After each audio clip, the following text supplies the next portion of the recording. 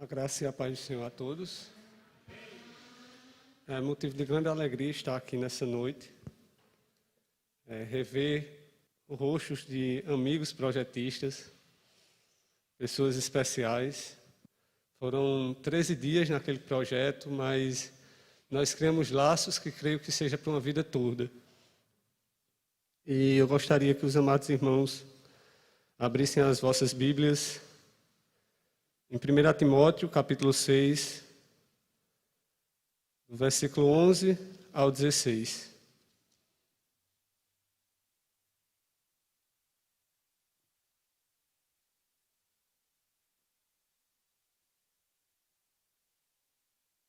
Amém?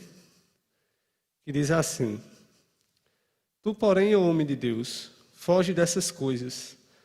Antes segue a justiça, a piedade, a fé, o amor, a constância, a mansidão.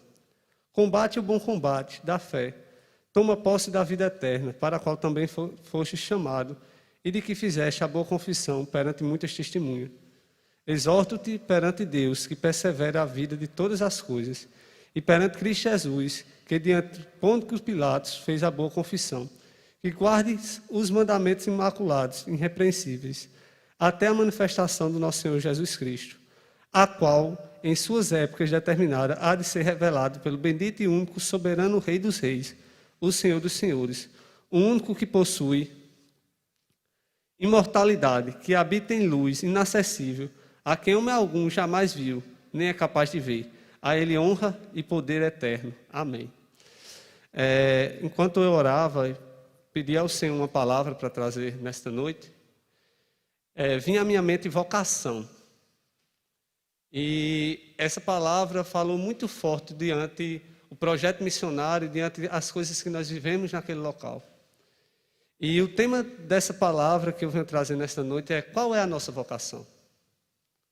Qual é o nosso chamado? Para que o Senhor nos fez nascer de novo?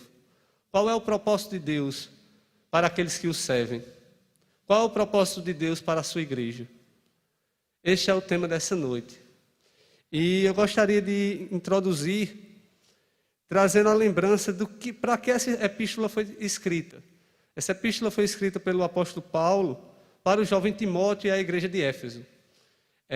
Paulo tinha como prioridade dizer àquela igreja, alertar ao jovem Timóteo os perigos do ministério, os perigos do seu chamado, os perigos das falsas doutrinas e os desafios que ele iria passar. Paulo também escreve para advertir também a igreja de Éfeso e orientá-la como um todo. E nos versículos antecedentes a essa passagem que lemos, Paulo fala sobre os perigos da luxúria, os perigos da avareza, os perigos que há daqueles que não servem ao Senhor, os perigos que há naqueles que se desviam das Santas Escrituras, os perigos que há das coisas que nos tiram o Senhor do centro do nosso coração. E Paulo advertia Timóteo a respeito dos falsos ensinamentos e da avareza, de coisas terrenas, circunstâncias terrenas. E no versículo 11, o qual nós lemos, ele diz: Tu, porém, homem de Deus, foge dessas coisas, antes segue a justiça, a piedade, a fé, o amor, a constância e a mansidão. Quando eu leio essa passagem, eu tenho para mim que Paulo está dizendo a Timóteo da seguinte forma: Timóteo, continua deixando que Cristo seja o centro do teu coração, independente da circunstância. Continua servindo ao Senhor, independente da circunstância. E ele inicia o texto falando de alguns atributos comunicáveis de Deus. Ele diz: antes segue a justiça, a piedade, a fé, o amor, a constância e a mansidão. E esses são atributos comunicáveis de Deus para a nossa vida cristã, para a vida daqueles que o Senhor chamou e predestinou de antemão. E quando ele diz isso, a gente pode observar lá em Romanos 1, Romanos 1, versículo 17, que diz: Porque o evangelho é revelado a justiça de Deus, uma justiça que o princípio ao fim é pela fé, como está escrito: o justo viverá pela fé. Se nós somos justos, é porque a justiça de Deus habita em nós, é porque servimos um Deus justo. Se nós somos piedosos, é porque nós servimos a um Deus piedoso. É porque a piedade de Deus habita em nós. Se nós temos fé, é porque nós servimos a um Deus vivo, a um Deus que nos dá esperança. Só conseguimos ter esses atributos, só conseguimos ter essas qualidades quando estamos firmemente em Cristo Jesus, quando Ele se torna o centro do nosso coração. Só conseguimos revelar o verdadeiro amor através da nossa vida quando olhamos para o amor de Deus através de seu Filho amado na cruz. Só conseguimos ter constância e sermos mansos, e sermos pacificadores, e sermos longânimos quando estamos em Cristo Jesus. São atributos comunicáveis, são atributos que são coisas que o cristão deve ter, daquele que serve a Jesus, aquele que foi chamado pelo Senhor deve ter. São coisas que devem habitar em nossa vida, são coisas que não são apenas para aqueles que são chamados para estar à frente de um ministério, mas são coisas que devem habitar no coração dos servos do Senhor. E a gente vê no versículo 12, ele diz: combate o bom combate da fé, toma posse da vida eterna, para a qual também foste chamado, e de que fizesse a boa confissão perante muitas testemunhas. Quando Paulo diz assim, combate o combate da fé, eu retrato um combate humano. Eu crio na minha mente, imagino um combate humano. Se hoje a gente fosse alistado para uma guerra, e nós não teríamos certeza da vitória da guerra. Nós não teríamos certeza se chegaríamos vivos no final da guerra. E muitas vezes nas batalhas da nossa vida aqui na Terra, nós não temos certeza do dia de amanhã. Nós não temos certeza das coisas que virão, dos projetos que nós temos para esse ano. Nós não temos certezas dessas coisas. Mas quando Paulo diz, combate o bom combate da fé, ele diz, Timóteo, você foi chamado para combater um combate abençoado.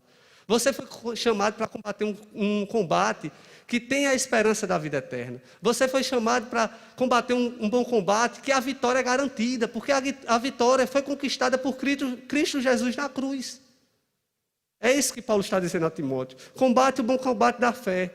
Toma posse da vida eterna, para a qual também foi chamado, e de que fizesse a boa confissão perante muitas testemunhas. Quando ele diz, toma posse da vida eterna, como foi falado aqui já nessa noite, a vida eterna não começa quando nós morremos. A vida eterna começa quando nós nascemos de novo em Cristo Jesus. Quando nós nascemos de Cristo, nós já estamos desfrutando da vida eterna. Nós já temos o privilégio de conhecer as Sagradas Escrituras, a revelação de Deus. Nós já temos o privilégio de anunciar o Evangelho do nosso Senhor Jesus Cristo. E ele diz, toma posse da vida eterna, para a qual também foste chamado, e de que fizesse boa confissão perante muitas testemunhas. Paulo, ele traz à lembrança de Timóteo o momento em que Timóteo se converteu. Ele diz, para a qual também foste chamado, e de que fizesse boa confissão perante muitas testemunhas. Ele diz, Timóteo, tu lembra daquele dia que Cristo se revelou a ti? Timóteo, tu lembra que no dia que Cristo se mostrou e tirou as amarras do pecado da tua vida? Lembra, Timóteo, do momento em que o Senhor te chamou para servi-lo, que o Senhor trouxe sentido verdadeiro para a tua vida. Ele diz isso a Timóteo. Timóteo, aquela confissão que você fez perante muitas testemunhas, aquele momento em que você viveu o primeiro amor, um amor genuíno, um amor nunca experimentado por homem algum, a não ser aqueles para qual o Senhor o revelou, pelo qual nenhum homem pode explicar, nenhum homem pode se achegar a esse amor por si só, mas só através da revelação do Senhor. E a gente vê, no versículo 13, ele diz, exorto-te perante Deus, que persevera a vida de todas as coisas, e perante Cristo Jesus, que diante de Pôncio Pilatos fez a boa confissão. Ele diz, Timóteo, eu te exorto, Timóteo, perante Deus, que persevera a vida de todas as coisas, que guarda todas as coisas, que tem o controle sobre todas as coisas. Ele diz, nossa esperança não está nas circunstâncias terrenas. Muitas vezes nós colocamos nossos corações em conquistas humanas, em conquistas dessa terra, mas o Senhor nos chama para algo maior. O Senhor nos chama para uma obra maior. O Senhor nos chama para anunciar o seu Evangelho. O Senhor nos chama para viver uma vida em conjunta com Ele, tendo a esperança somente dEle. Tudo nessa terra passará. E não valerá de nada nós nos apegarmos às coisas terrenas. Nós nos apegarmos às coisas que vão passar. A prioridade da nossa vida, o verdadeiro chamado da nossa vida é viver para Cristo. É viver para a glória do nome de Cristo Jesus. Essa é a prioridade da nossa vida. Esse é o verdadeiro chamado de todo cristão. Nós não somos chamados apenas para um culto religioso, nós não somos chamados apenas para ser denominados como cristãos ou evangélicos ou crentes. Nós somos chamados para algo maior. Nós somos chamados para ter uma vida em contrita intimidade com o Senhor. Nós somos chamados para levar o evangelho do Senhor a todos os lugares, até os confins da terra. Nós fomos chamados para ter o privilégio de conhecer o Senhor Jesus Cristo, de ter uma vida em intimidade com Ele. Que nós não venhamos deixar que as coisas dessa terra nos afaste desse chamado, nos afaste desse propósito. Esse é o propósito das nossas vidas. Nós nascemos e fomos predestinados para esse propósito. Antes do seu nascimento, o Senhor já te conhecia e já tinha te chamado para essa obra. Muitas vezes nós temos medos, porque somos jovens, porque muitas vezes não sabemos como falar, o que falar. Muitas vezes nós temos temor de alguma coisa ou vergonha. Mas o Senhor Ele nos capacita. Lembro-me que quando o povo judeu chegaram à terra prometida, e antes de atravessar aquele rio, antes de conquistar aquela terra, eles estavam de frente àquele rio e não tinha nenhum transporte marítimo para passar. Não tinha um barco, não tinha nada. Era um povo que não tinha poder armamentístico grande, era um povo que não tinha a sua evolução em tecnologia, em armamento era pequena. Mas aquele povo confiou na palavra do Senhor. Que você não possa ouvir os seus temores, que você não possa ouvir o que as pessoas falam ao teu respeito, mas que você possa ouvir o que o Senhor fala a respeito de ti. Que você possa ouvir o que o Senhor falou sobre você. Se o Senhor falou que você vai ser um missionário, você será um missionário. Se o Senhor falou que você vai ser um pastor, você será um pastor. Se o Senhor lhe chamou para o ministério de louvor, Ele irá te capacitar. Ele irá nos capacitar. Não é sobre nós, mas sobre Ele. Não é sobre o que nós podemos, mas sobre o que Ele pode. Nós somos limitados, mas nós servimos a um Senhor que é ilimitado. E aqui ele diz que guardas os mandamentos imaculados, irrepreensíveis, até a manifestação do nosso Senhor Jesus Cristo. Quando Paulo fala isso, observe que Paulo primeiro, ele exorta mostrando o sacrifício de Cristo Jesus na cruz. No versículo 13, ele diz que perante a Cristo Jesus, que diante de Pôncio Pilatos fez boa confissão. Paulo diz: Timóteo, Cristo morreu na cruz por ti. Ele morreu na cruz expressando amor pela tua vida. Ele morreu na cruz mostrando que Ele queria te salvar. E no versículo 14 ele diz: guardas os mandamentos imaculáveis, irrepreensível até a manifestação do nosso Senhor Jesus Cristo. O que é que Paulo está querendo dizer aqui a Timóteo? Timóteo, não é nada sobre tuas forças. Não é nada sobre ti, Timóteo. Mas sobre aquele que morreu numa cruz por ti. Não olhe para você mesmo. Nós temos tantas falhas. Nós não merecemos nem tocar nessa palavra. Nós temos tantos defeitos. E muitas vezes nós queremos vencer isso na força do braço. Nós queremos vencer isso como se nós fôssemos capazes de chegar ao céu por nós mesmos. Mas não é assim. Ele está dizendo: Timóteo, olha na cruz. Olha para a cruz. Olha para aquele que te chamou. Olha para aquele que te elegeu. Olha para aquele que te salvou. Ele está dizendo isso. Paulo está dizendo aqui a Timóteo, quando nós olhamos para Cristo, quando nós enxergamos o amor de Cristo por nós, nós não conseguimos fazer maus obras. Nós não conseguimos ter uma vida no pecado. O amor de Cristo nos constrange. O amor de Cristo nos faz nós querermos ser melhores. O amor de Cristo nos faz querermos agradá-lo. E a gente vê aqui, que no versículo 15, ele diz: a qual em suas épocas determinadas há de ser revelada pelo bendito e único soberano, o Rei dos Reis, o Senhor dos Senhores. Ele está dizendo aqui: Timóteo, anda no teu chamado, deixa que Cristo seja o centro do teu coração, anda na esperança do que o Senhor te alistou para essa obra, o Senhor te alistou para esse exército. Ele está dizendo isso a Timóteo. Ele está dizendo que Timóteo foque o coração nisso, porque quando a gente foca o coração nisso, o Senhor nos leva a uma vida em santidade, o Senhor nos leva a uma vida em piedade, o Senhor nos leva a uma vida em devoção. E a gente vê aqui que no versículo 15, ele anuncia a esperança em Cristo Jesus. Ele diz: a qual em suas épocas determinadas há de ser revelada pelo bendito e único soberano Rei dos Reis, o Senhor dos Senhores. A nossa esperança é essa. A nossa esperança está em Cristo Jesus. A nossa esperança está no céu. A nossa esperança está nos Deus verdadeiros que nos alistou. Muitas vezes eu escuto algumas pessoas dizerem que igreja é local de doentes. Eu concordo em parte com essa frase. Eu acredito que existe na igreja uma ala hospitalar. Mas a igreja é um exército. A igreja em si ela é um exército. Todo exército, quando ele está em campo, tem a ala hospitalar, onde os feridos ficam. Mas a igreja em si ela é um exército. Nós fomos alistados para proclamar esse evangelho. Nós fomos chamados para fora, para levar essa verdade, para viver essa verdade, para mostrar essa verdade. Nós somos soldados. Nós não podemos temer a mal algum. Nós não podemos temer a esse século. Nós não podemos temer as coisas desse mundo. Esse é o nosso chamado. Foi para isso que nós fomos chamados. Nosso viver é Cristo e o morrer é lucro. Essa é a verdade das Escrituras. Foi para isso. Se você estuda em uma universidade, leve o reino de Cristo para aquela universidade. Pregue o evangelho a tempo e fora de tempo. Testemunho de Cristo lá. Se você estuda ainda no ensino médio, faça o mesmo na sua escola.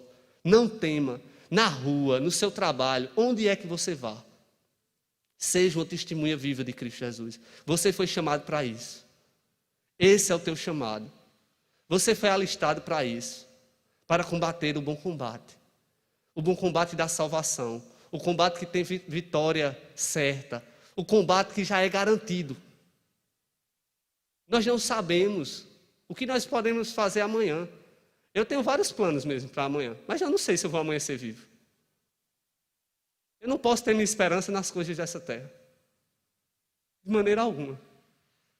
Mas eu tendo a esperança em Cristo Jesus, de que Ele me chamou, isso conforta o meu coração. Isso me faz dar mais de mim para o reino dEle. Sabendo que mesmo eu dando todas as minhas forças, ainda é insignificante pelo que Ele fez por mim. Ainda é como trapos de imundície pelo que Ele fez por mim. E é majestoso esse amor. É impossível conhecer esse amor e ficar parado. É impossível conhecer esse chamado e ficar parado. Foi para isso que Cristo nos chamou. Estamos iniciando mais um ano. Estou vendo aqui o rosto de alguns jovens que estavam no projeto missionário, outros que eu não conheço, mas foi para isso que o Senhor nos chamou. Que esse ano de 2021 você possa iniciar o ano se doando mais para a obra do Senhor, se doando mais para o chamado do Senhor. Talvez você se ache limitado, e você de fato é limitado. Você é um ser humano. Mas aquele que te chamou, ele há de se responsabilizar.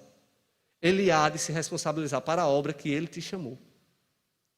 Ele há de estar junto de ti em todo momento. No momento da alegria, no momento da dor, no momento da aflição. Ele estará contigo. E ele se responsabilizará pela obra que ele colocou em tua mão. Pela obra que ele quer fazer na tua vida.